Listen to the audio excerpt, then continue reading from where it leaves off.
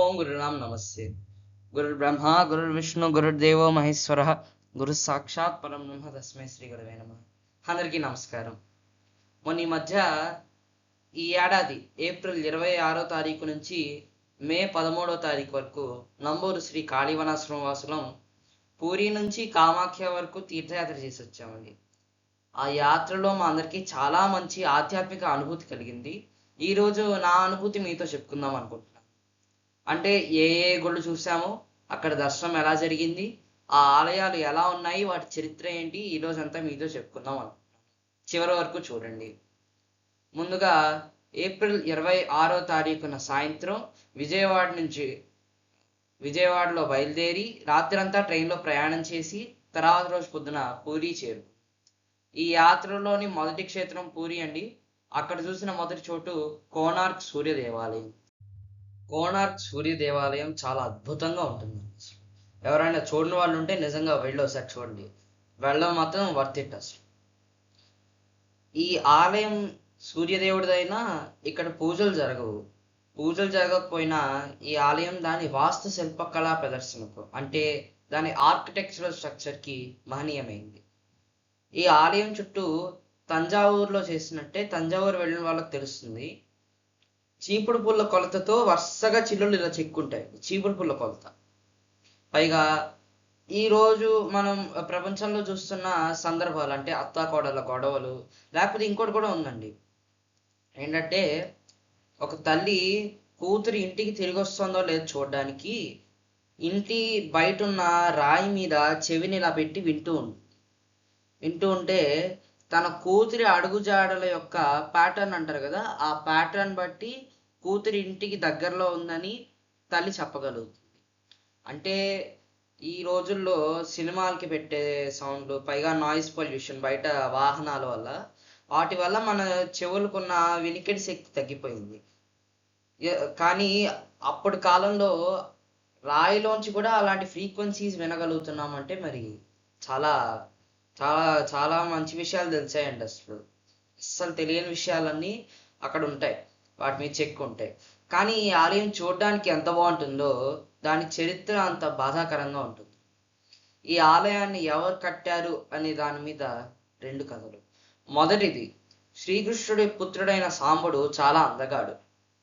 సాంబుడు కూడా గోపికల మధ్యలో నుంచుని ఉండడంతో కృష్ణుడికి కోపం వచ్చి నీకు కుష్ఠరోగం రాగాక అని చెప్పించాడు.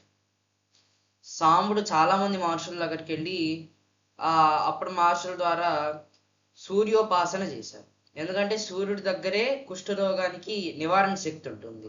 మనం ఆదిత్య హృదయం చదివేది అదంతా స్కిన్ డిసీజెస్ పోవడానికి, వాటిలోనే సూర్యుడు అసలు మనకి సహాయం చేసేది. అప్పుడు సూర్యదేవుడిపై భక్తితో సాంబుడు ఈ ఆలయాన్ని కట్టించినట్టు చరిత్ర చెప్తుంది, పురాణాలు చెప్తున్నాయి. ఇక రెండో కథకు వస్తే, 13వ శతాబ్దానికి చెందిన మహారాజు నరసింహదేవులు ఆయన యుద్ధ విజయాల సందర్భంగాను సూర్యదేవునిపై భక్తితోనూ ఈ ఆలయాన్ని కట్టించినట్టు చెప్తుంది. ఈ ఆలయాన్ని కట్టించడానికి 1200 మంది శిల్పకారులకు 12 సంవత్సరాల గడియ ఇచ్చి, ఈ 12 సంవత్సరాల్లో ఈ ఆలయాన్ని కట్టడం పూర్తవ్వకపోతే మీ తలలు తెగుతాయని చెప్పారు.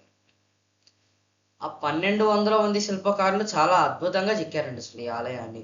ఇక దూరం నుంచి చూసినా కూడా మీకు తెలుస్తుంది. ఈ ఆలయం మొత్తాన్ని చాలా బాగా కట్టినా కూడా ఇంకొక రాత్రిలో వాళ్ళ 12 సంవత్సరాల గడియ పూర్తవుతుందనగా ఇంకా శిఖరాన్ని వాళ్ళు స్థాపించలేకపోయారు. ఎక్కడో ఏదో కష్టం వస్తుంది వాళ్ళకి. ఇంకా మహారాజు ఏమో ఈ రాత్రి మాత్రమే మీకు మిగిలింది, ఈ రాత్రిలో మీరు శిఖరాన్ని స్థాపించకపోతే మీ తలలు తెగుతాయి. అప్పుడు ఆ ముఖ్య శిల్పకారి కొడుకు, ఆ కొడుక్కి 12 ఏళ్ళేనండి వయసు అసలు. కానీ వాళ్ళ నాన్నగారి దగ్గర ఉన్న ఆ ఆర్కిటెక్చరల్ క్యాల్కులేషన్స్ అన్ని చదివి తనంతట తాను క్యాల్కులేట్ చేసుకుని ఆ ఆలయం మీద 53 టన్నుల అయస్కాంతం లేదా 53 టన్స్ మ్యాగ్నెట్ దాన్ని వాడి శిఖరాన్ని చాలా అద్భుతంగా స్థాపించాడు. కానీ ఒక 12 ఏళ్ల కుర్రవాడు ఇంత మంచిగా ఈ శిఖరాన్ని స్థాపించాడని తెలిస్తే మహారాజు 1200 మంది తలలు తీసేస్తారని ఆ పిల్లవాడు అక్కడే ఆ శిఖరం మీద నుంచే దూకేసి తన ప్రాణాలతో అర్పించేశాడు. అంటే 12 ఏళ్ల కుర్రవాడు అసలు ఇంత మంచిగా ఒక శిఖరాన్ని స్థాపించాడనేది ఒక పెద్ద వండరు.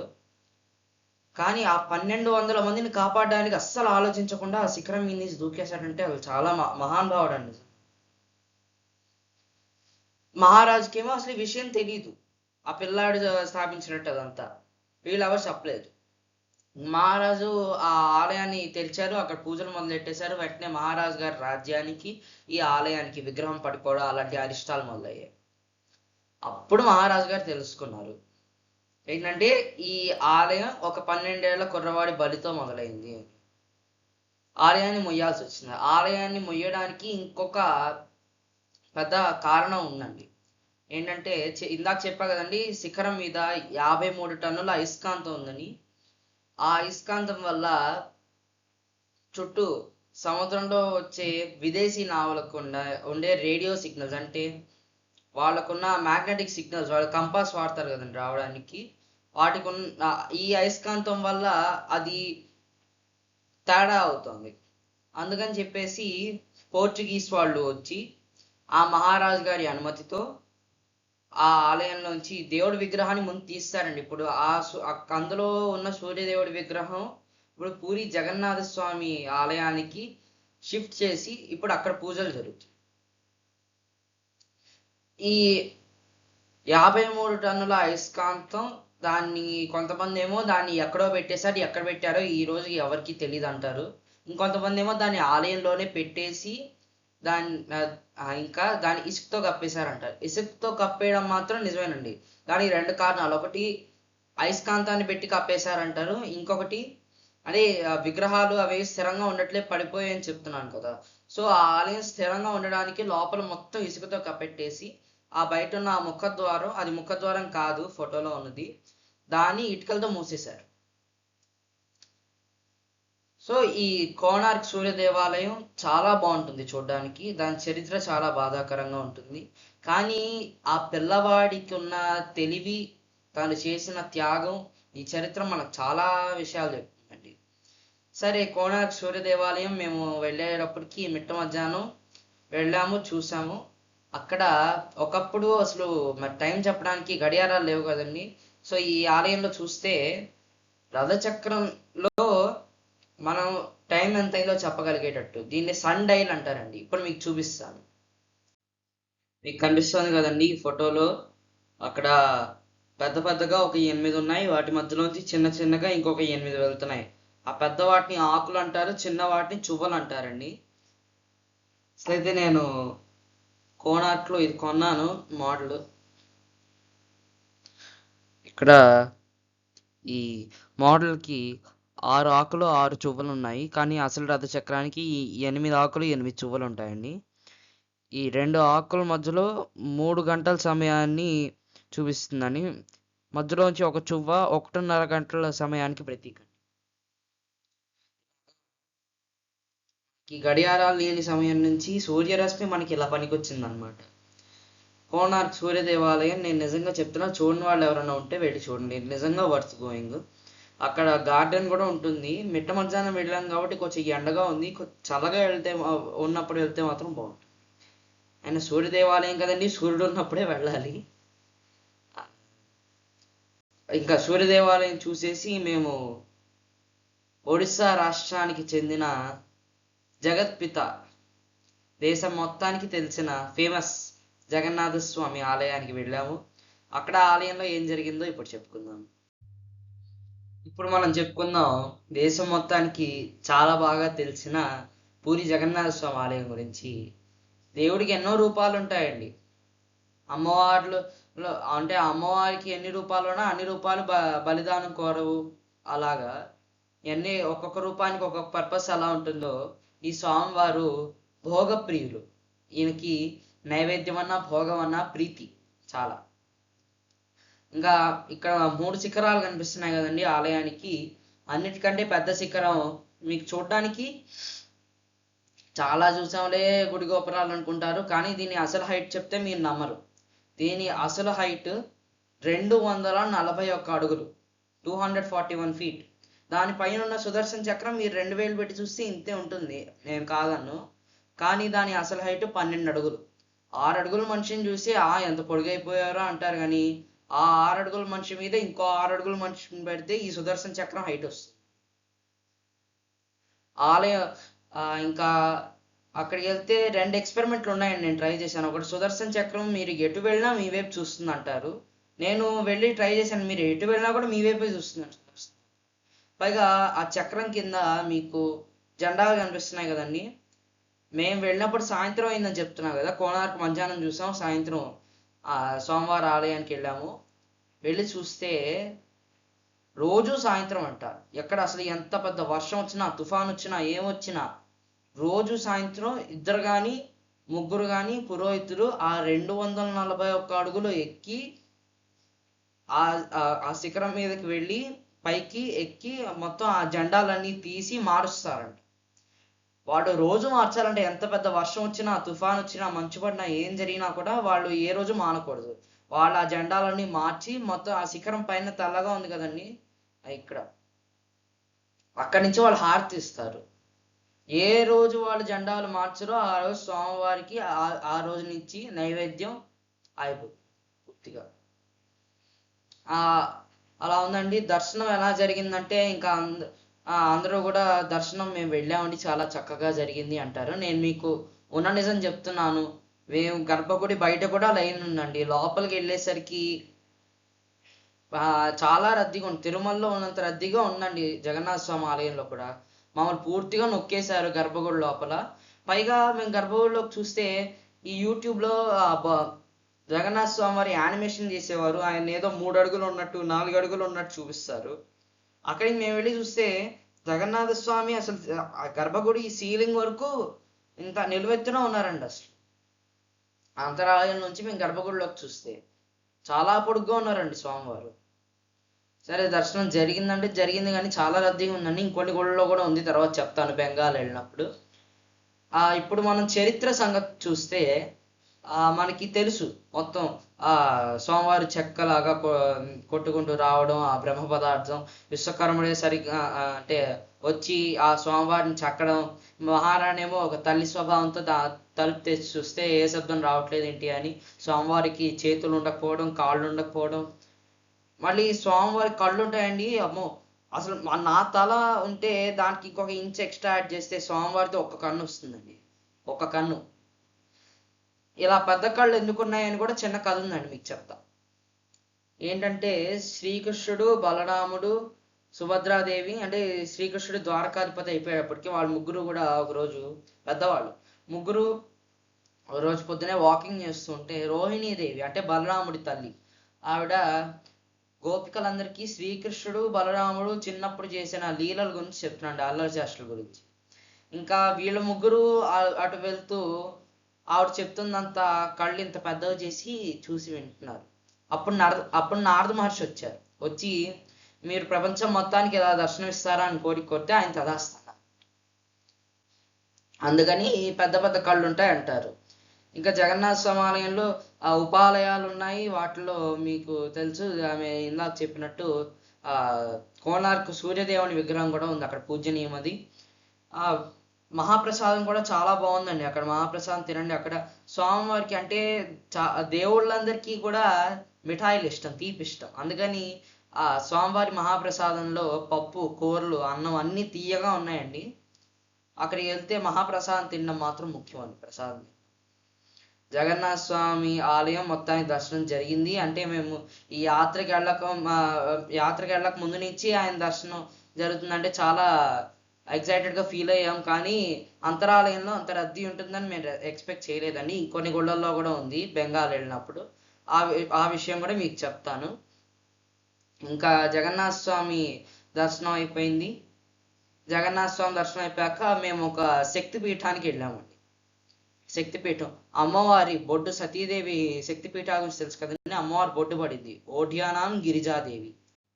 ఓఢ్యానాం గిరిజాదేవి అంటే మనకి శివుని భార్య ఎవరు అంటే మనం పార్వతీదేవి అని చెప్తాం. కానీ పార్వతీదేవి కంటే ముందు సతీదేవి యొక్క కథ కూడా మనందరికీ తెలుసండి. దక్ష ప్రజాపతి యొక్క యజ్ఞం, సతీదేవి ఆవిడ దేహాన్ని ఆవిడ అర్పించడం, భర్త యొక్క అవమానం తట్టుకోలేక ఇంకా శివుడు ఆవిడ దేహాన్ని మోసుకెళ్తూ ఉంటే విష్ణుమూర్తి సుదర్శన చక్రంతో దాన్ని ముక్కలు ముక్కలుగా నరికేయడం, ఆ ముక్కలన్నీ కూడా భూమిపై శక్తి పీఠాలుగా పడడం మనందరికీ తెలుసు. ఈ శక్తి పీఠాల్లో ఇక్కడ ఒరిస్సాలో ఉంది ఓఢ్యానాం గిరిజాదేవి. అసలు ఓఢ్యానాం గిరిజాదేవి అంటేనే ఒరిస్సాలో గిరిజాదేవి, అమ్మవారి బొడ్డు ఇక్కడ పడిందండి. ఓఢ్యానాం గిరిజాదేవి అమ్మవారి ఆలయం ముందు రోజు జగన్నాథ స్వామి ఆలయంతో పోలిస్తే చాలా ప్రశాంతంగా ఉందండి. జనాలు తక్కువగా ఉన్నారు. ఆవిడని చూసాము. ఆవిడ కంటే ముందు సాక్షి గోపాలుడిని చూసామండి. సాక్షి గోపాలుడు జగన్నాథ స్వామి దర్శనం కోసం దేశంలో ఎక్కడి నుంచో వస్తే నడుచుకుంటూ వచ్చినందుకు మనం ఇప్పుడు శ్రీశైలం వెళ్ళే దారిలో సాక్షి గణపతికి మనం ఎలా చెప్తామో నేను ఇటు వచ్చాను అని, అంటే మనం సాక్షి గణపతికి నేను వచ్చానని చెప్తాము, ఆ కుటుంబం నుంచి రాని వాళ్ళని ఆశీర్వించమని చెప్తాము, అలా బోళ్ళు కోరుకుంటాము. ఇలాగే సాక్షి గోపాలుడికి కూడా మనం చెప్తాం అనమాట పూరి వస్తే. సాక్షి గోపాలుడికి సంబంధించి ఒక చిన్న కథ విన్నానండి. ఏంటంటే ఒక ముసలాయన, చాలా ముసలాయన అయిపోయేసరికి ఆ చివరికి మతిమరుపు కూడా వచ్చింది ఆయనకి. ఆయనేమో, నేను ఈ వయసులో ఉన్నా కాబట్టి నన్ను ఎవరైతే దేశమంతా తిప్పుతారో తీర్థయాత్ర పేరుతో వాళ్ళకి నా కూతుర్ని ఇచ్చి పెళ్లి చేస్తా అంట. అంటే అప్పుడు ఈయన ఒక కుర్రవాడు వచ్చి, సరే నేను మిమ్మల్ని తిప్పుతానని చెప్పి దేశమంతా తీర్థయాత్ర చేయించి తీసుకొస్తారు. ఇంకా తీసుకొచ్చేస్తే ఆ ముసలాయన చాలా సంతోషంగా ఉంటాడు. ఈ కుర్రవాడేమో, అంటే మీ కూతుర్నిచ్చి పెళ్లి చేస్తా అన్నారు అంటే, ఈ ముసలాయన ఏమో మతిమరుపు కదండి, చాలా ముసలాయన అయిపోయారు, ఇందాక చెప్పా మీకు, మతిమరుపు వల్ల మర్చిపోయాడు. అవునా నేను అన్నానా, ఏమో అసలు నేను అనలేదు. అప్పుడు ఆ కుర్రవాడు సాక్షి గోపాలుడు ఏముంది అడుగుతాడు, సాక్షి గోపాలుని అన్నారా లేదా అంటే, అప్పుడు సాక్షి గోపాలుడు సాక్ష్యం చెప్తారంటే అవును అన్నారు, ఇలా మాట ఇచ్చారు అని. అప్పుడు ఆ ముసలాయన పెళ్లి చేస్తాడు ఆ కుర్రవాడికి. ఈ కథ కొంచెం ఇంట్రెస్టింగ్ ఉంటుంది. మళ్ళీ అక్కడ గిరిజాదేవిని చూసాం, సాక్షి గోపాలుని చూసాం. అక్కడ నాభి గయ అని ఒకటి ఉందండి. ఇక్కడ కూడా మీకు చాలా ఇంట్రెస్టింగ్ గా చెప్తాను. ఏంటంటే ఒకప్పుడు గయాసురుడు అని కొన్ని వేలాది అడుగులు ఉంటాడు, చాలా పెద్దగా ఉంటాడు. ఈ గయాసురుడు అసురుడే, కానీ మన బలచక్రవర్తి టైప్ అనమాట, అంటే విష్ణు భక్తుడు. సో విష్ణు భక్తుడు కాబట్టి ఒక కోరిక కోరాడు. ఏంటంటే నా స్వామి, నా శరీరం మొత్తం పవిత్రంగా మారాలి అని. సరే నీ శరీరం అంతా చాలా పవిత్రంగా మారుగాక తదాస్తు అని ఆశీర్వదిస్తాడు. ఇంకా అందరూ రావడం, ఆయన శరీరాన్ని తాకడం, పవిత్రంగా అయిపోవడం. ఆయన్ని తాకి పవిత్రంగా అయ్యేసరికి వాళ్ళ పాపాలు ఎగిరిపోతున్నాయి, వాళ్ళు స్వర్గానికి వెళ్ళిపోతున్నారు. పాపం మన యమధర్మరాజు పోస్ట్ కాస్త ఖాళీ అయిపోయింది. అందుకని బ్రహ్మ విష్ణు మహేశ్వరులు పథకం వేసి ఆ గయాసుడితో, మేము ముగ్గురం కూడా యాగం చేయాలి, ఆ యాగానికి నీ పవిత్రమైన దేహాన్ని స్థలంగా వాడుకుందాం అనుకుంటున్నాం, యజ్ఞస్థలంగా. అంటే అప్పుడు గయాసుడు ఏం మాట్లాడలా, ఏం ఆలోచించలా, ఇలా పడుకున్నాడు. పడుకుని నా దేహం మీద మీరు యజ్ఞం చేసుకోండి అని. సరే చేసుకున్నాం, కానీ ఒక షరతు, నువ్వు అస్సలు కదలడానికి వీల్లేదంట. సరే ఆ షరతు మీద ఇంకా వీళ్ళు అలా లాగిస్తూ పెద్దగా యజ్ఞం చేస్తారు. చివరికి తను కదులుతాడు గైడు. ఇంకా గైడు కదిలినందుకు శివుడు కాళ్ళ దగ్గర నరికేస్తాడు, బ్రహ్మదేవుడు నాభి దగ్గర నరికేస్తాడు, విష్ణుమూర్తి తల దగ్గర నరికేస్తాడు. అవి భూమి మీద 3 ముక్కలుగా ఉంటాయి. శివుడిది పాదగయ అది ఎక్కడో లేదండి, మన ఆంధ్రాలోనే, మన పిఠాపురంలోనే ఉంది. 2 ఏళ్ల క్రితం మేము వెళ్ళాము. మొన్న మేము చూసింది బ్రహ్మదేవుడిది నాభిగయ. విష్ణుమూర్తిది శిరోగయ, అది బీహార్లో ఉంటుంది. ఇంకా గిరిజాదేవి అమ్మవారి బొడ్డు అని చెప్పినందుకు ఆవిడకి నాభిగయకి సంబంధం ఉంది అనుకోకండి. ఆవిడకి నాభిగయకి ఏమీ కనెక్షన్ లేదు అక్కడ, జస్ట్ నాభిగయ ఉంది అంతే. మేము నాభిగయ, ఇప్పుడు మనం పాదగయకి వెళ్తే పెద్ద పెద్ద పాదాలు ఉంటాయి, అవి గయడం అని చెప్తారు. వాటి మీద మామూలుగా మన పాదం సైజు ఉంటుంది, మనిషి పాదం సైజు, అది శివుడి పాదం అని చెప్తారు. నాభిగయకి వెళ్తే ఏమీ లేదండి, అక్కడ ఒక పెద్ద కేజ్ లాగా ఉంది, ఇలాగా సర్కిల్ షేప్. దాని నిండా విస్తరాకులు, ఎంగిల్వి, ఆ పిండాలు అవన్నీ ఉన్నాయండి దాని నిండా నాభిగయ. సరే మేము గిరిజాదేవి ఆలయం అవన్నీ చూసాను, మనం 2-3 కథలు చెప్పుకున్నాం. తర్వాత భువనేశ్వరం వెళ్ళామని మేము అదే రోజు. అక్కడేం జరిగిందో చెప్పు. గిరిజాదేవిని, సాక్షి గోపాలుని వాళ్ళందరినీ చూసినట్టు అదే రోజు మేము భువనేశ్వరం వెళ్ళామండి సాయంత్రం అయ్యేసరికి. అక్కడ చాలా పెద్దగా ఉంటుందండి గుడి ప్రాంగణం. ఆ ఆర్కిటెక్చరల్ స్ట్రక్చర్ పైకి ఇదంతా కొంచెం కోనార్క్ లాగానే ఉంటుందండి. లోపలికి వెళ్తే ఆ గర్భగుడి చాలా పెద్దగా ఉంటుంది. ఆ గర్భగుడి మొత్తం వస్తుందండి ఆ శివుడి పానమట్టం, లింగరాజ స్వామిది పానమట్టం. అసలు గర్భగుడి మొత్తం వస్తుందండి, చాలా పెద్దగా ఉంటుంది. మధ్యలో శివలింగం ఇంత ఉంటుంది. అది శివలింగం కూడా కాదండి, పూర్తిగా సగం అంటే అది శివలింగం సగం శాలిగ్రామం. ఇది హరిహరుల సమ్మేళనమే ఈ దేవ పదార్థం. అందుకని కాదండి అన్ని లింగరాజస్వామి అని పిలిచేది. ఆ పానమట్టం ప్రపంచంలోని అతి పెద్దది కాబట్టి ఆయన లింగాలకి రాజు అనగా లింగరాజు అని పిలుస్తారు. సరే, భువనేశ్వరం చూసాము, చాలా ప్రశాంతంగా ఉంది. మేము చీకటి పడినప్పుడు వెళ్ళాం కాబట్టి. తర్వాత మేము స్టేషన్కి వెళ్ళిపోయి రాత్రి అంతా ట్రైన్లో ప్రయాణించి తర్వాత రోజు పొద్దున్న కలకత్తా చేరామండి. కలకత్తా, వెస్ట్ బెంగాల్. కలకత్తా గురించి చెప్పాలంటే మేము రూమ్స్కి వెళ్తున్నప్పుడు తీసిన ఫోటో అండి ఇది.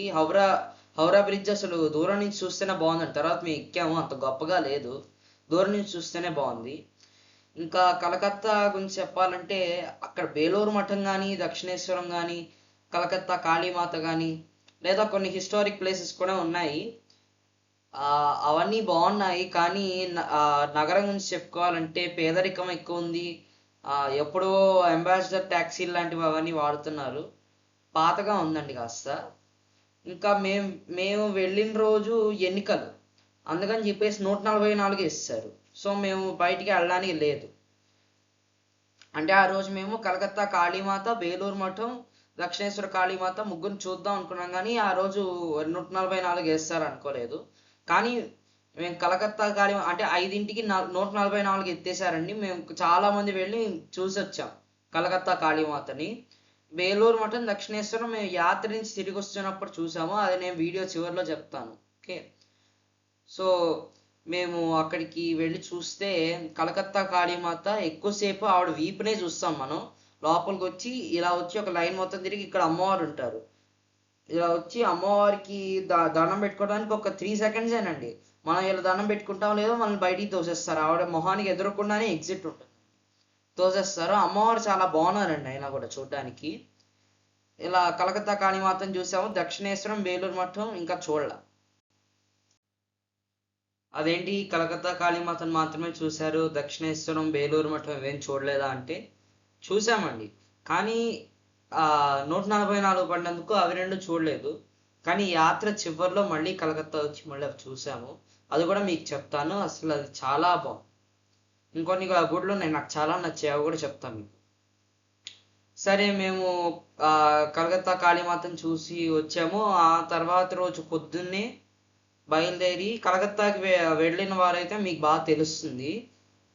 గంగాసాగర్ అనేది ఇప్పుడు ఇండియా ఇలా వస్తే, ఇండియా ఇక్కడ ఉంటే గంగాసాగర్ అనేది దానికి వేరే ఐలాండ్, అసలు అది వేరే ద్వీపం అది. కానీ ఇండియాలో భాగంగానే లెక్క. దానికి వెళ్ళడానికి ఎలాంటి బ్రిడ్జెస్ లేవు, ఎలాంటి రోడ్స్ లేవు, ఏమి లేవు. వెళ్తే లాంచ్లోనే వెళ్ళాలండి గంగాసాగర్కి. గంగాసాగర్ అనేది గంగా సముద్రంలో కలిసే చోటే, కానీ అది ఇండియాకి కనెక్టెడ్గా ఉండదు. ఇండియాకి వేరైనా ఒక చిన్న ద్వీపం. కలకత్తా సిటీ నుంచి లాంచ్ పాయింట్, దాని హాలీవుడ్ పాయింట్ అని పేరు దానికి, ఆ పాయింట్ వరకు ఒక 4 గంటల నుంచి 5 గంటలైనా పడుతుంది బస్సులో వెళ్తే. అక్కడ హాలీవుడ్ పాయింట్ నుంచి లాంచ్ వెళ్తే సుమారు గంట సేపట్లో అక్కడ గంగాసాగర్కి చేరిపోతాము. గంగాసాగర్లో ఈ చివర మనం లాంచ్ దిగితే మళ్ళీ లోకల్ బస్ తీసుకుని ఈ చివరికి వెళ్ళాలి. అక్కడ గంగా సముద్రంలో కలిసే పాయింట్ ఉంటుంది.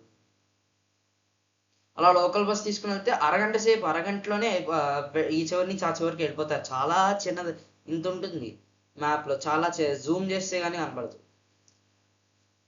గంగా సముద్రంలో కలిసే చోటు, దీని గురించి మనకు తెలుసు, భగీరథుడి కథ, గంగా సముద్రంలో కలిసే చోటు అదంతా. అక్కడ సముద్ర స్నానం మాత్రం నిజం చెప్పాలంటే చాలా అంటే చాలా బాగుంది, చాలా బాగుంది. ఇప్పుడు మన ఆంధ్ర పరంగా చూసుకుంటే పేరుపాలెం ఉంది, సూర్యలంక ఉంది, అక్కడ జనాలు కొంచెం ఎక్కువ ఉంటారు. అసలు ఈ గంగాసాగర్తో పోలిస్తే ఎక్కువే ఉంటారు. గంగాసాగర్లో కూడా జనవరి నెలలో ఒక స్పెసిఫిక్ టైం ఉంటుంది, అప్పుడు మాత్రం చాలా మంది జనాలు వచ్చేస్తారు. మేము ఆ టైంలో వెళ్ళాము. మేము మే నెలలో వెళ్ళాం, మొన్న మధ్య. అది చాలా ఖాళీగా ఉంది, ఎక్కువ మన వాళ్ళే. అక్కడ సముద్ర స్నానం మాత్రం చాలా ప్రశాంతంగా జరిగింది, చాలా హాయిగా జరిగింది. ఇప్పుడు గంగాసాగర్లో ఇంత ప్రశాంతంగా స్నానం చేశాము. తర్వాత కపిల మహర్షి ఆశ్రమం చూసాము. నేను ఇందాక చెప్పాను కదండి, జగన్నాథ స్వామి ఆలయంలో లాగానే ఇంకొన్ని ఆలయాల్లో కూడా బాగా క్రాంప్గా ఉందని. ఆ విషయానికి వద్దాం. ఇందాక చెప్పినట్టు మీరు ఇప్పుడు ఈ ఫోటోలో చూస్తున్న ఈ చోటు తారకేశ్వరుడి గుడి. తారకేశ్వర స్వామి శివుడు. ఈ ఆలయానికి వెళ్తే జగన్నాథ స్వామి ఆలయంలో అయితే గర్భగుడి లోపల మాత్రమే మిమ్మల్ని నొక్కేస్తారు. తారకేశ్వరుని ఆలయానికి అయితే మెయిన్ గుడికి ఇక్కడ ఎంట్రన్స్ గేట్ కి కాస్త గ్యాప్ ఉంటుందండి, కొంచెం ఎక్కువే ఉంటుంది గ్యాప్. ఈ ఎంట్రీ గేట్ నుంచి అక్కడ స్వామివారి వరకు అమ్మో మొత్తం పెద్ద గుంపు అండి, ఇలా నొక్కేస్తారు మిమ్మల్ని పూర్తిగా. మీకు కాళ్ళతో నడవాల్సిన అవసరం కూడా ఉంటుంది. మీ కాళ్ళు గాల్లో ఉంటే వాటిని తీసుకెళ్ళిపోతారు జనాలు మిమ్మల్ని. అక్కడ కూడా బాగా నొక్కేశారు. పైగా అక్కడ దాకా వెళ్తే మీకు స్వామిని చూడడానికి టైం సరిపోదు, అస్సలు టైం ఉండదు. ఇలా వస్తే ఆ గంగాజలం పోయడానికి, కొబ్బరికాయలు అవి కొట్టడానికి ఇలా ఒక గట్టి ఇలా ఉంటుంది స్వామివారికి ఎదురకుండా. ఆ పండ లేదా పూజారి ఇలా తీసుకొస్తాడు, అనేస్తాడు, నీ దర్శనం అయిపోయింది పో ఇంతో. స్వామివారిని చూడడానికి మాత్రం టైం సరిపోదు. పైగా అందరూ చొక్కాలు లేకుండా బిందెలు తీసుకుని రావడం, గంగాజలమే అనుకుంటా. పైగా అందరూ కావళ్ళు మోసుకొని వస్తున్నారండి. మరి వాళ్ళ ఏవో ఆచారాలు ఉంటాయి, ఎవరి ఆచారాలు మాకు అదంతా తెలీదు. మేము వెళ్ళాము, దండం పెట్టుకున్నాం, స్వామివారి కనబడలేదు. అంటే స్వామివారి ఆలయం ఇలా ఉంటే దానికి ఎదురుకుండా ఇలా నిచ్చెనలాగా ఉంది, కొంచెం మెట్లతో, 2-3 మెట్లతో. అది ఎక్కేసి స్వామివారిని చూసాం. అప్పుడు గుడి బయటికి వచ్చాం బాబోయ్, మొత్తానికి ఒక పని అయింది. ఇంకా మేము ఈ యాత్రలో నాకు అన్నిటికంటే నచ్చిన ఆలయానికి మేము బయలుదేరాం, మాయాపూర్ ఇస్కాన్ టెంపుల్. దాని గురించి నేను మీకు చాలా చెప్తాను ఇప్పుడు. దానికి బయలుదేరాము.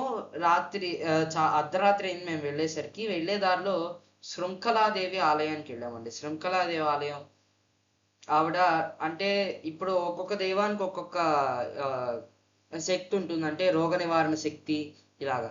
ఈవిడ అంటే ఇప్పుడు సర్పదోషం ఉన్న వాళ్ళకి, నాగదోషం ఉన్న వాళ్ళకి, సర్పాల వల్ల హాని జరుగుతున్న వాళ్ళకి ఈవిడే నిలయం. అందుకని ఆ ఊర్లో వాళ్ళు ఆవిడ అంటే పొలాల్లో పాములు కాటేయకుండా అవన్నీ ఉండడానికి ఆవిడని ఊరు మొత్తం పక్కూరికి తీసుకెళ్ళి, అంటే పక్కూరులో ఏమైనా పాములకు సంబంధించిన సమస్యలు ఉంటే ఆవిడని ఊరంతా 2 రోజులు తిప్పుతారు. అలా ఆవిడికి ఊరేగిస్తే చాలా ఏళ్ల పాటు అక్కడికి పాములు రావంటండి, చాలా ఏళ్ల పాటు రావంట. ఆవిడ గుడికి గోపురం ఉంటే ఆ గోపురం మీద కూడా పాము ఆకారం ఉన్నవి పెట్టారు, పామువి, కానీ నిజమైన పాములు కావు, జస్ట్ అలాంటివి పెట్టారు. శృంఖలాదేవి ఆలయం కూడా చాలా బాగుంది, అక్కడ జనాలు తక్కువ, ప్రశాంతంగా ఉంది. ఇంకా అర్ధరాత్రి అయ్యేసరికి మాయాపూర్ చేరుకున్నాము. ఆ రాత్రికి మేము రెస్ట్ తీసుకున్నాము. తర్వాత రోజు మాయాపూర్లో ఏం జరిగిందో చెప్పుకుందాం. ఇప్పుడు మనం చెప్పుకుందాం నాకు ఈ యాత్రలో చాలా అంటే చాలా నచ్చిన మాయాపూర్ ఇస్కాన్ గుడి గురించి. ఈ గుడిని శ్రీల ప్రభుపాదుల వారు కట్టారు. ఇది మొదటి ఇస్కాన్ ఆలయం ఇండియాలో. అసలు ఇస్కాన్ అనే ప్రాజెక్ట్ మొత్తాన్ని స్టార్ట్ చేసింది శ్రీల ప్రభుపాదుల వారు. ఆయన ఎవరి ఇన్స్పిరేషన్తో చేశారంటే చైతన్య మహాప్రభు ఇన్స్పిరేషన్తో చేశారు. మీ పేరు ఎక్కడో విన్నానా వెళ్ళదు. ఆ చైతన్య మహాప్రభు గురించి మీకు తెలియకపోతే నెక్స్ట్ మనం చైతన్య మహాప్రభు గురించి చెప్పుకుందాం. ఇంకా ఈ శ్రీల ప్రభుపాదుల వారు కృష్ణునిపై భక్తి అందరికీ ఉండాలి అని ముందు విదేశాలకు వెళ్ళారు. ఆయన అమెరికాలోని న్యూయార్క్కి వెళ్ళి అక్కడ పార్క్లో కూర్చుని, అక్కడ ఏం చేయాలో తెలియదు, మరి ఎలా పంచుతారో ఆయన భాష వీళ్ళకి రాదు కదా.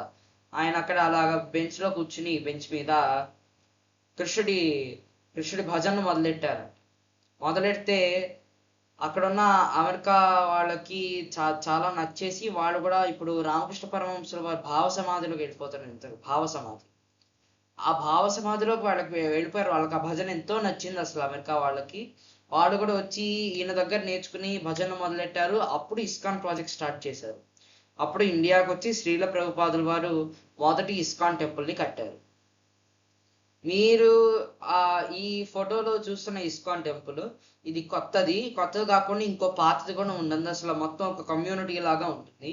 ఈ కొత్తది లోపలికి అంత తొందరగా వెళ్ళనివ్వరు, ఎందుకంటే ఈ కొత్తది ఇంకా ఇట్స్ అండర్ కన్స్ట్రక్షన్, ఇంకా కట్టలేదు దాన్ని పూర్తిగా. మేము వెళ్ళేసరికి పొద్దున అప్పుడే 7 అవుతోంది. 10ంటికి తెరుస్తామన్నారు కాబట్టి 7ంటికి పాత గుడి తెరుస్తామన్నారు, అసలు ఒరిజినల్ది. సరే మేము దానికి వెళ్ళాము. నాకు అసలు ఎంత నచ్చారో అండి అసలు ఒక్కొక్కళ్ళు.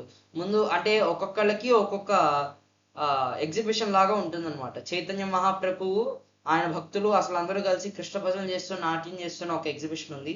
అసలు జై శ్రీకృష్ణ జై శ్రీకృష్ణ అంటూ అసలు ఆ కట్టెంలో ఆయన అలా తెరవంగానే ఆయన చూస్తే ఎంత బాగున్నారండి అసలు చైతన్య మహాప్రభు, ఆయన శిష్యులు, ఆయన భక్తులు. చాలా అంటే చాలా అంటే చాలా మంది ఆయన ఏ రంగు గుడ్డలు కట్టుకున్నారు. పైగా కృష్ణుడిని చూస్తే ఆయన నల్లగా ఎందుకు చేశారు అబ్బా.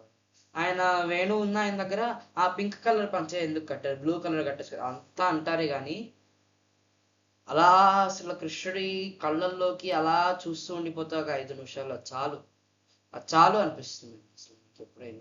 ఎప్పుడు అలా చూస్తూనే ఉండిపోవాలనిపిస్తుంది. నాకు మాత్రం వెంటనే గుడి బయటికి రావాలనిపించలా, వదలబుద్ధి కాలా అసలు దేవుణ్ణి. ఉగ్ర నారసింహస్వామిది కూడా ఉందండి పక్కన ఉపాలయం. దాన్ని తెరిచారు, అందరూ భజన చేస్తున్నారు, అందరూ డాన్స్ చేస్తున్నారు, అసలు అందరూ కీర్తనలు పాడుతున్నారు. ఇక్కడ తారకేశ్వరుని ఆలయం వాటన్నిటిలో మాకు రద్దీగా ఉంది, కానీ ఇక్కడ నరసింహస్వామి ఆలయం అందరూ ఇలా లైన్లో వచ్చారు. అసలు ఎక్కడ గుంపు లేదు, లైన్లో వచ్చాము. అందరికి షడగోపురం పెట్టి తీర్థం ఇచ్చి ఆశీర్వదించారు. చాలా బాగుంది అసలు. ఇంకా మేము దండం పెట్టుకుని ముందు చైతన్య మహాప్రభువు చూసాము, మళ్ళీ అయిపోయాక పరిగెత్తుకుంటూ వచ్చాము. కృష్ణుడిని తెలిచారు, ఆ కృష్ణుడి ఎగ్జిబిషన్ కర్టెన్స్ తెరిచారు. అలా కృష్ణుడు ఇలా ఉంటే నిలువెత్తున ఉన్నారండి, చూస్తే చాలా బాగున్నారండి అసలు. రాధాకృష్ణుడు చుట్టూ గోపికలు రాసలీల. ఇంకా మేము అలా ఉండిపోయాం, అసలు వదలబుద్ధి కాదు. నాకు సాధారణంగా పుస్తకాలు కొనడం ఇష్టం. ఈ యాత్రలో పుస్తకాలు కొనాలనిపించింది. ఇస్కాన్ ఆలయ చరిత్ర గురించి అడిగాను. ఇది కాస్త బెంగాల్ కాబట్టి ఆలయ చరిత్ర అని బెంగాలీ పుస్తకాలు ఉన్నాయి.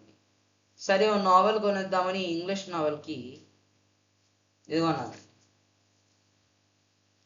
ఇది energize your mind by Gaur Gopal Das. మీకు గౌర్ గోపాల్ దాస్ తెలియదంటే ఇప్పుడు మనకి గరికపాటి నరసింహారావు గారు ఉన్నారు కదండి, ఆయన ఎలా చెప్తారు ఎప్పుడైనా. ఇప్పుడు చాగంటి కోటేశ్వరరావు గారు అయితే తత్వాన్ని చెప్తారు, గరికపాటి నరసింహారావు గారు తత్వాన్ని చెప్పి అది అర్థం అవడానికి జోక్స్ కూడా వేస్తారు ఎక్కడైనా, అప్పుడు ఈజీగా అర్థమవుతుంది. మనకి సౌత్ ఇండియాలో గరికపాటి నరసింహారావు గారు ఎలాగో, ఈయన నార్త్ ఇండియాలో గౌర్ గోపాల్ దాస్ గారు. ఈయన నార్త్ ఇండియా కాదండి అసలు, ఈయన ఇంటర్నేషనల్.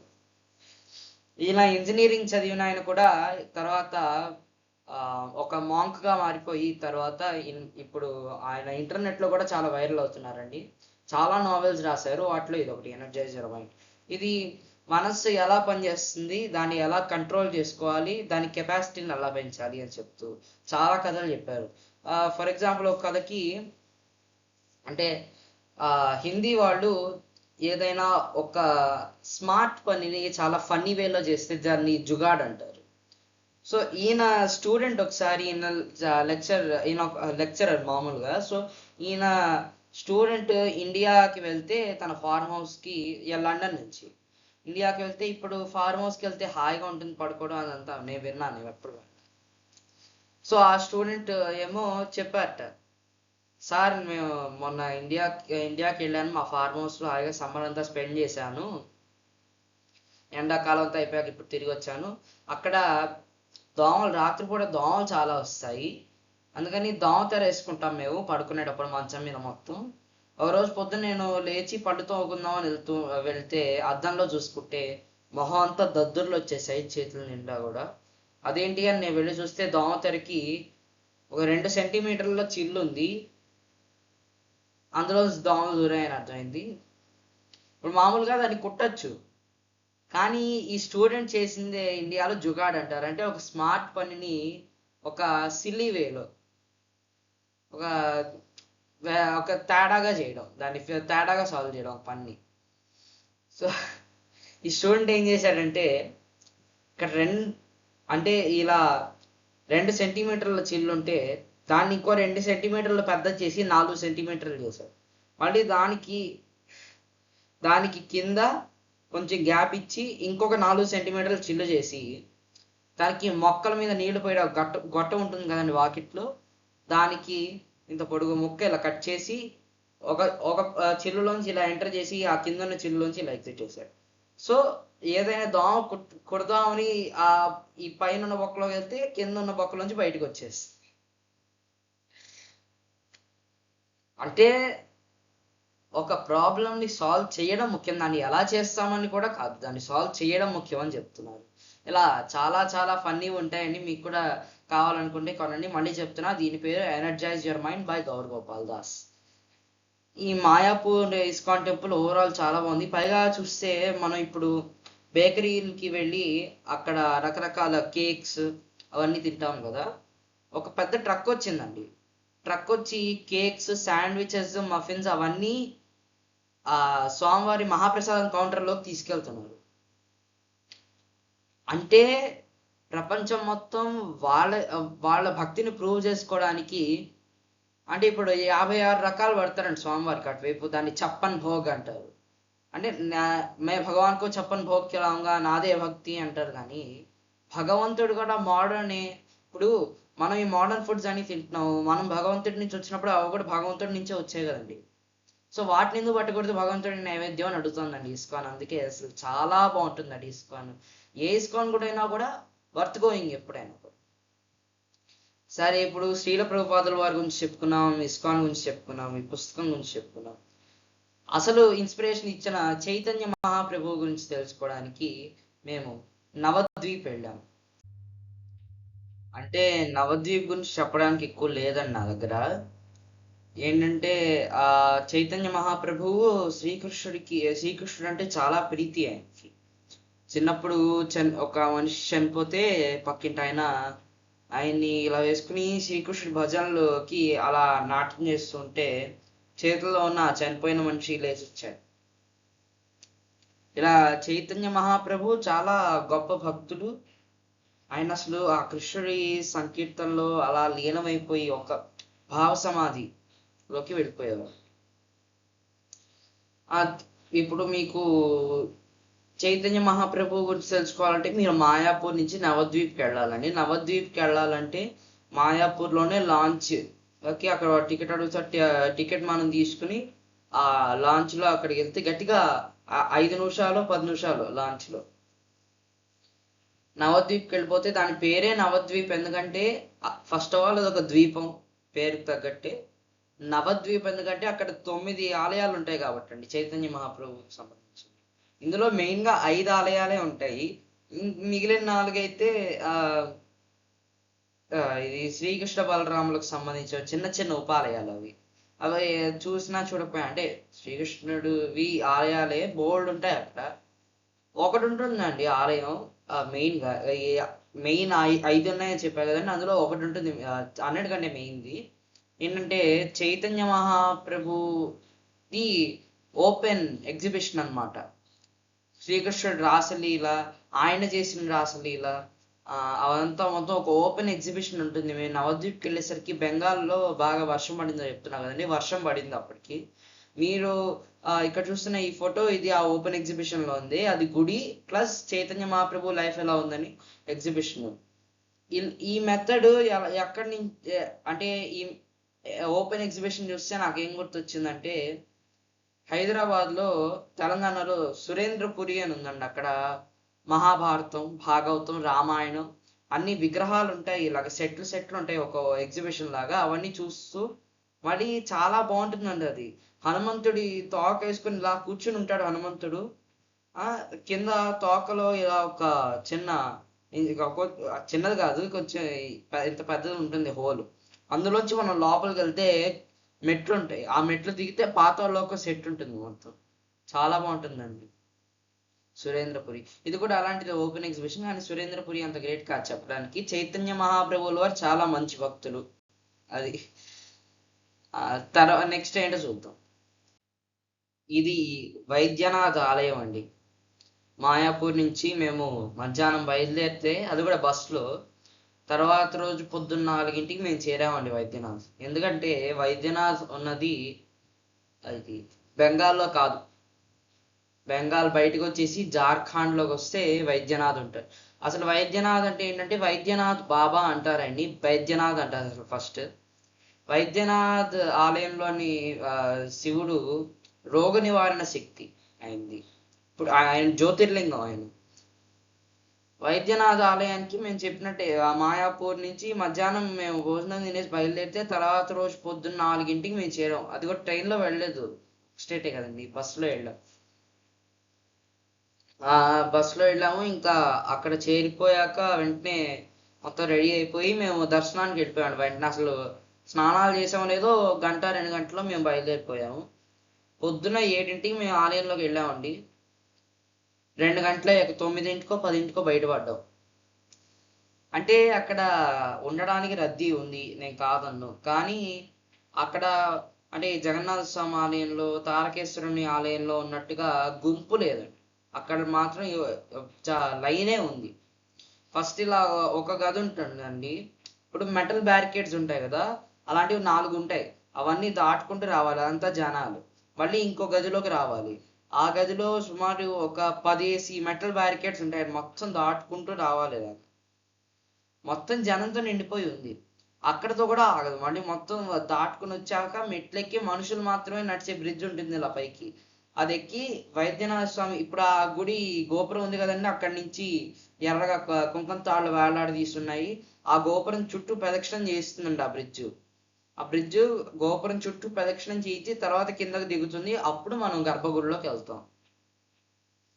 నేనేమో ఇంత రద్దీగా ఉంది కదా, అంటే మీరు కింద చూస్తున్న కింద ఫోటోలో ఉన్నది వైద్యనాథ స్వామి కాదండి, నాకు అది ఫోటో దొరకలేదు. కానీ ఇది క్లోజెస్ట్ ఆల్టర్నేటివ్. నేనేమో ఇంత ఇంత పెద్ద శివలింగం ఉంటుందిలే, ఆయన ముట్టుకొని ఒకసారి దండం పెట్టేసుకుని వెళ్ళిపోదాం, రద్దీగా ఉంది కదా అంటే, అక్కడ గర్భగుడి దగ్గరికి వెళ్తేనండి అందరూ సెక్యూరిటీ గార్డ్స్ ఏమో అందరినీ తోసేస్తున్నారు, చొక్కా కాలర్ పట్టుకొని లాగేస్తున్నారు, అయిపోయింది పోవని, తొందరగా తొందరగా తొందరగా అని అందరూ. ఇంకా మేము లోపలికి వెళ్తే గర్భగుడిలోకి ఆ శివుడు ఇంత పెద్ద లింగం ఉంటుంది అనుకున్నాను. తీరా చూస్తే ఆయన ఇంటికి శ్రీశైలంలో మల్లికార్జున స్వామి సైజు ఉన్నారండి. నేల మీద పానమట్టం కూడా లేదు, శ్రీశైలంలో మల్లికార్జున స్వామి సైజు. అందరూ పడుకున్న దండాలు పెట్టేస్తున్నారు. మేము దండం పెట్టేసుకుని మేము లేచి మేము వచ్చేసాం బయటికి. అంటే వాళ్ళు అక్కడ పెట్టే బొట్లు తలకి సరిగ్గా అంటవని చెప్పేసి వాళ్ళు కొన్ని రంగులు కూడా వేస్తారండి. అది దానికి ప్రూఫ్గా ఆ రోజు మా బట్టలు పింక్ కలర్లో తడిచిపోయాయి. ఎందుకంటే నేలంతా గంగా జలము ఆర్టిఫిషియల్ బొట్టుతో కలిసిపోయి పింక్ రంగు వచ్చిందండి మొత్తం. వైద్యనాథ స్వామి ఆలయం రద్దీ ఉంది కానీ లైన్ ఉంది, అది అడ్వాంటేజ్ ఒకటి. వైద్యనాథ స్వామికి చూడడానికే ఒక 2-3 గంటలు పట్టింది. చూడడం మాత్రం 3 సెకండ్స్లో అయిపోయింది, 3 అవర్స్ వెయిటింగ్ చేస్తే. కానీ ఓవరాల్ చాలా బాగున్నారండి వైద్యనాథ స్వామి. ఇప్పుడు వైద్యనాథ స్వామిని చూసాము, ఇప్పుడు ఒక అమ్మవారి గురించి మాట్లాడుకుందాం. నాకు మాయాపూర్ ఎంత నచ్చిందో నాకు ఈ యాత్రలో, ఈ అమ్మవారు కూడా నాకు ఇంకా చాలా నచ్చారండి. ఆవిడ పేరు మా తారా. మనం తారకేశ్వరుని గురించి మాట్లాడుకున్నాం కదండి, ఈవిడ ఆదిశక్తి స్వరూపం, స్త్రీ రూపం ఆయనకి. మా తారాపీఠ్. ఇప్పుడు మాట్లాడుకుందాం నాకు చాలా అంటే చాలా నచ్చిన తారాపీఠ్ మా తారా గురించి. ఈ అమ్మవారు నాకు ఎందుకంత నచ్చారంటే, ఫస్ట్ ఆఫ్ ఆల్ ముందు రోజు వైద్యనాథ్తో పోలిస్తే చాలా ఖాళీగా ఉందండి తారాపీఠ ఆలయం.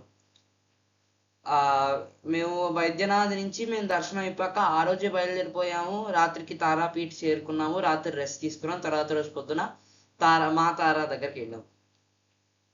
అక్కడికి వెళ్తే అక్కడ అమ్మవారు అంటే ఆవిడ చాలా ప్రశాంతంగా ఇలా కూర్చున్నారు. తారాపీఠ్ అమ్మవారి ఇప్పుడు మనం గిరిజాదేవిని చూస్తే ఓఢ్యానా గిరిజాదేవి అమ్మవారి బొడ్డు అని చెప్పుకున్నాం కదండి. ఈవిడ నేత్రం, అమ్మవారి కన్ను, సతీదేవి యొక్క కన్ను. ఇప్పుడు అక్కడ తారాపీఠకి వెళ్ళేసరికి చాలా ఖాళీగా ఉందండి. మేము మాత్రమే ఉన్నాము. మేము లోపలికి వెళ్ళి చూస్తే అమ్మవారు చాలా ప్రశాంతంగా ఉన్నారు. కానీ మేము అక్కడికి వెళ్తే ఆవిడకి ఒక శ్రీచక్రం ఉన్న హారం ఉంది. ఆ హారంలో ఒక ఎర్ర రంగు మణి ఉంది. అందరినీ ఆ మణి తాకండి అని చెప్పి చెయ్యి అలా పెట్టి తర్వాత మేము దండం పెట్టేసుకుని అమ్మవారికి వచ్చాం. నాకు ఎందుకో ఆ అమ్మవారి గురించి బాగా తెలుసుకోవాలని ఒక ఆతృత వచ్చేసి వెంటనే వెళ్ళి ఒక పండా అంటే చెప్పాను కదండి, పూజారులు పురోహితుడు. అసలు ఈస్ట్ ఇండియా, నార్త్ ఇండియా అదంతా మనకి ఇప్పుడు సౌత్ ఇండియాలో మన దక్షిణ భారతంలో మనకి ఏ ఆలయం అయినా ప్రభుత్వం మీద పనిచేస్తుంది. ఇక్కడ ప్రభుత్వం మీద పనిచేస్తే అక్కడ పనిచేయదండి. అక్కడ ఎప్పుడైనా పండాల మీదే పనిచేస్తుంది. మీకు లోపలికి వెళ్ళి ఏ విఐపి దర్శనం కావాలన్నా, ఫ్రీ దర్శనం కావాలన్నా మీకు పండానే. అక్కడ నేను వెళ్ళి ఓ పండాన్ని పట్టుకుని వెంటనే ఆ హారం గురించి అమ్మవారి గురించి అడిగితే ఆ శ్రీచక్రం ఉన్న హారంలో ఉన్న ఎర్ర రంగు మణి అమ్మవారి మూడో కన్ను ఇక్కడ పడింది అని చెప్పి, ఈ ఆలయం వెనకాలే శ్మశానం ఉంది, మీరెవరు అక్కడికి వెళ్ళకండి. ఆ శ్మశానంలో ఇప్పటికీ చాలా భయంకరంగా చేతబళ్ళు, వశీకరణాలు అవన్నీ జరుగుతూ ఉంటాయి. అక్కడ జరిగాక ఒకళ్ళ మీద వశీకరణం కనుక పడితే వాళ్ళని ఈ ఆలయ ప్రాంగణంలోకి తీసుకొస్తే చాలు, అసలు ఈ ఆలయం ప్రాంగణంలోకి రాగానే వంశాలకు సరిపడా శాపాలు కూడా వదిలిపోతాయి. ఇక్కడ వచ్చేస్తే శాప వినాశం. ఇంకా అంత శక్తివంతమైన వారు అమ్మవారికి అలాంటి సంబంధం ఉంది శ్మశానంతో.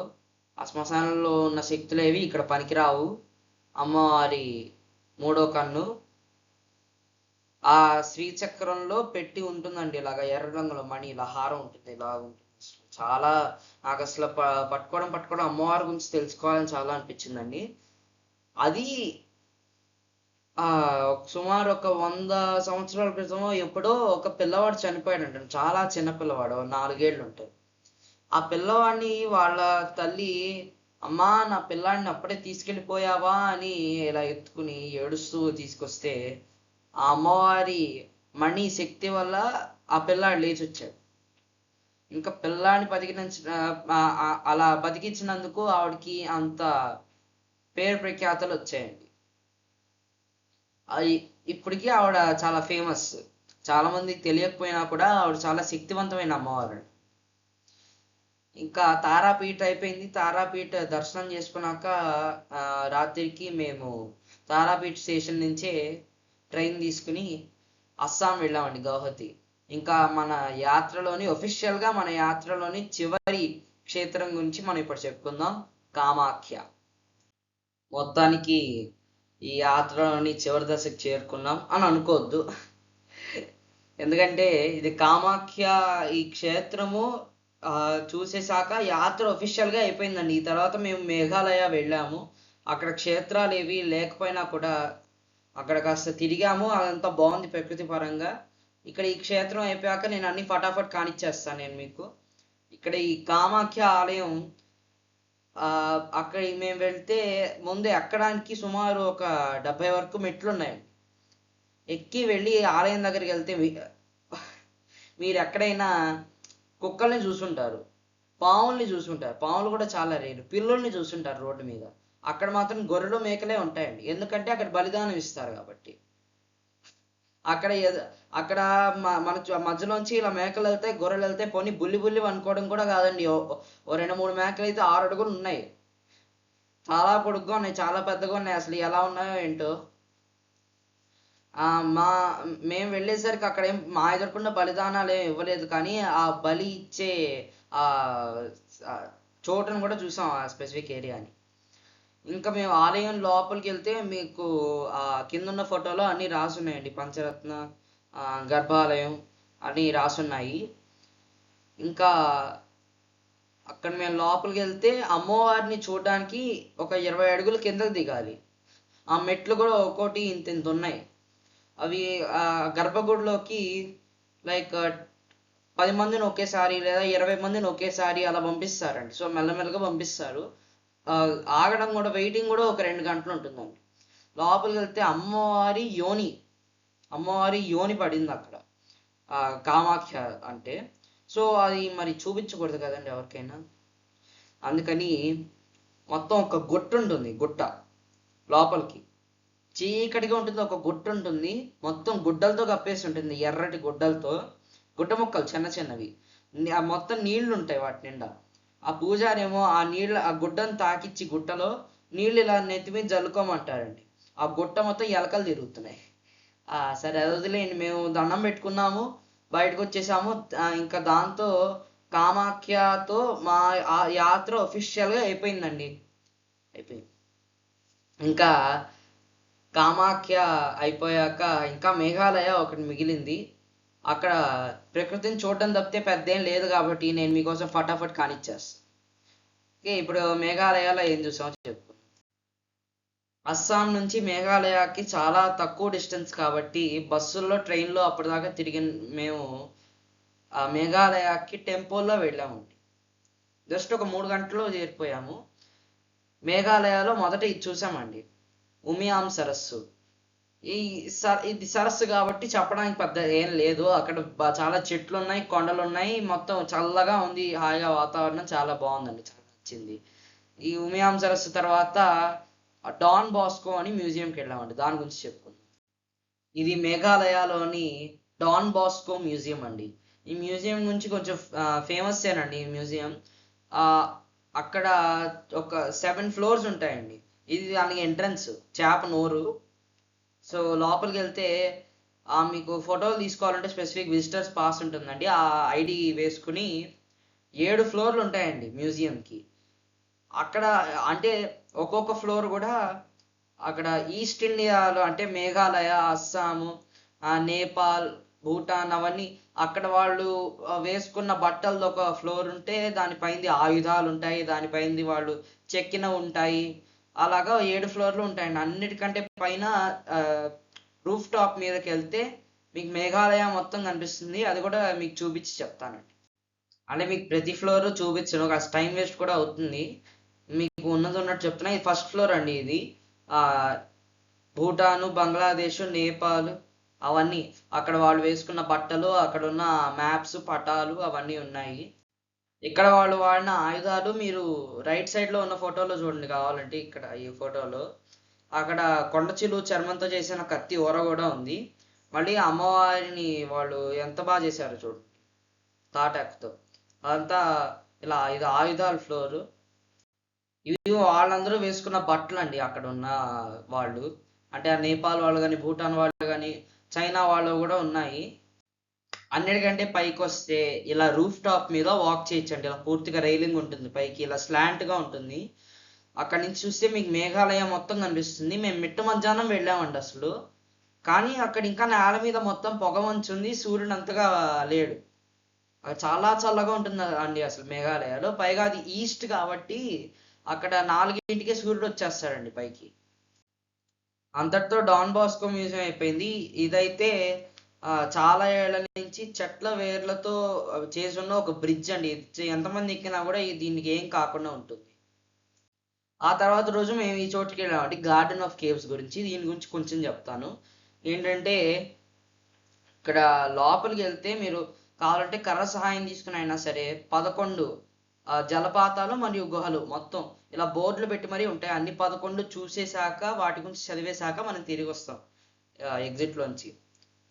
అక్కడ అంటే అందరూ వాళ్ళకి జలుబులు వచ్చినా, జ్వరాలు వచ్చినా పారాసెటమాల్ లాంటి ఇంగ్లీష్ మందులు వేసుకుంటారు. అక్కడ చల్లగా ఉంది, హాయిగా ఉంది. నేను ఇంగ్లీష్ మందుల పేరు ఎందుకు ఎత్తానంటే, మేము అక్కడికి వెళ్తే అది 7దో 8దో అక్కడ ఒక పెద్ద రాయి ఉందండి. కొండలోంచి వస్తుంది ఇంత పెద్ద రాయి. కొండలోంచి ఇలా బయటకు వచ్చిందంటే అది కొండలో భాగం. దానికి ఇంత పెద్ద చిల్లు ఉందండి, బొక్క. అందులోంచి నీళ్ళు ఇలా వస్తూనే ఉన్నాయండి. ఆ ధార ఆగట్లేదు, నీళ్ళు అలాగే వస్తూనే ఉన్నాయి. ఆ నీళ్ళు అందరూ బాటిల్స్ లో పట్టుకొని తాగుతున్నారు. అది ఏంటంటే అక్కడున్న లోకల్స్ కి అక్కడ ఆ నీరు వాళ్ళకి దేనికైనా కూడా అది వాళ్ళకి ఔషధం అంట. అందుకని మేము వెళ్ళాము, ఆ నీళ్లు తాగాము, చల్లగా ఉన్నాయి, హాయిగా ఉన్నాయి. అసలు మేము ఆ ఆ ప్లాస్టిక్ వాటర్ బాటిల్స్ లో దొరికే మంచినీళ్ళు కాదండి, అవి చాలా బాగున్నాయి. అసలు తీయగా ఉన్నాయి, చల్లగా ఉన్నాయి, హాయిగా ఉన్నాయి. అవి చాలా బాగుందండి. అది గార్డెన్ ఆఫ్ కేవ్స్. మళ్ళీ మీరు అక్కడ చూసిన 3 ఫోటోలు, ఆ కింద ఫోటో అక్కడ రాళ్ళు ఒకదాని మీద ఒకటి పెట్టున్నాయి. అది ఒకప్పుడు కోయ వాళ్ళు అంటే ఒక మనిషి మరణించాక తన్ని కప్పెట్టేశాక పైన, ఇప్పుడు అమెరికా లాంటి దేశాల్లో ఒక టూమ్ స్టోన్ అని చెప్పి పెడతారు కదండి, రాయి మీద రాస్తారు. మన ఇండియాలో కూడా వీళ్ళైతే రాళ్ళు పెట్టుకునేవారు. మొత్తానికి మరి మేఘాలయ తొందరగా అయిపోయిందండి. మేఘాలయ నుంచి గౌహతి వచ్చేసాం. గౌహతి నుంచి ట్రైన్ తీసుకుని రాత్రి అంతా ప్రయాణించాక తర్వాత రోజు పొద్దున కలకత్తా వచ్చాం. ఒక్క రోజుకేనండి. ఆ ఒక్క రోజులో మేము దక్షిణేశ్వరం చూసామండి. చాలా బాగున్నారండి అమ్మవారు. కానీ ముందు నుంచి అమ్మవారిని చూసే లైన్ తో పోలిస్తే అమ్మవారిని పక్క నుంచి చూసే లైన్ మాత్రం చాలా పెద్దగా ఉందండి. ఇంకా అమ్మవారిని చూసాము. అమ్మవారి గుడి ప్రాంగణంలోనే అన్ని 20 జ్యోతిర్లింగాల ఉపాలయాలు ఉంటాయండి.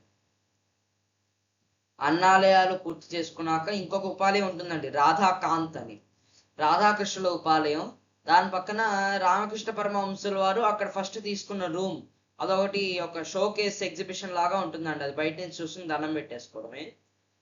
రాధాకాంత్ ఆలయంలో ఆ రాధాకృష్ణులు ఉంటారు, శివుడు ఉంటాడు. కృష్ణుడి పక్కన చూస్తే ఒక బుల్లి బంగారపు పిల్లవాడు, బంగారంతో చేసిన బుల్లి పిల్లవాడి విగ్రహం, ఇంత బుల్లిగా ఉంటాడు, ఇలా పాకుతున్న పిల్లవాడి విగ్రహం. అదేంటో నాకు అర్థం కాలేదండి, చిన్న బొమ్మలాగా ఉంది, ఏదో బొమ్మల కొలువులు పెట్టుకునే బొమ్మలాగా. ఎవరు అని అనుకున్నాను. తర్వాత మేము బేలూరు మఠం వెళ్ళామండి. బేలూరు మఠం కూడా చాలా బాగుందండి. మీకు కింద చూస్తున్న ఫోటోలో 31 ప్లేసెస్ మ్యాప్ ఉంది, కావాలంటే తర్వాత జూమ్ చేసుకొని చూసుకోండి. చాలా పెద్దగా ఉంటుంది. మేము వెళ్ళిన రోజు మ్యూజియంస్ ఏవి తెరవలేదు. సో మేము ఆలయం, బుక్ స్టోర్ అవన్నీ చూసుకున్నాము. ఆలయం చూస్తున్నారు కదా, చాలా పెద్దగా ఉంటుంది, విశాలంగా ఉంటుంది. అందులో మన ఆశ్రమంలోనే బృందావనంలో మనకి పెద్దగా ఉన్నట్టు మొత్తం పాలరాయితో చేసి ఉంటుంది. అందరూ హాయిగా కూర్చోవచ్చు, ధ్యానం చేసుకోవచ్చు, ఖాళీగా ఉంటుంది. లోపల ఎదురుకుండా పెద్ద గ్లాస్ డోర్ ఉంటుంది మనకి దేవుడికి మధ్యలో.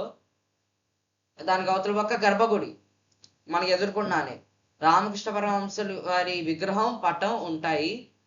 మధ్యలో చెప్పాను కదా, గాజుది తలుపు ఉంటుంది. మనం బయట నుంచి దండం పెట్టేసుకుని వచ్చేయడమే. చాలా ప్రశాంతంగా ఉంటుందండి. పైగా మీరు చూస్తున్నట్టు మొత్తం గడ్డి ఉంది చుట్టూ, హాయిగా అందరు నేల మీద కూర్చుని, సాయంత్రం కూడా చల్లగా ఉంది. ఇంకా నాకు చెప్పాను కదా, నాకు పుస్తకాలు అంటే చాలా ఇష్టం అని. అందుకని రామకృష్ణ పరమహంసుల వారి ముందు ఆయన శిష్యుల చరిత్ర తీసుకున్నానండి. Ramakrishna and disciples by Christopher Isherwood. ఇదొక నావెల్ తీసుకున్నానండి. అంటే ఇందులో ఆయన శిష్యుల చరిత్ర ఉంది కాబట్టి ఆయన చరిత్ర కోసం అడిగాను. అన్ని బెంగాలీ అన్నారు కాబట్టి ఈ బొమ్మల పుస్తకం తీసుకున్నాను. బొమ్మలతో ఇంకా హాయిగా అర్థమవుతుంది అని చెప్పేసి స్టోరీ ఆఫ్ రామకృష్ణ.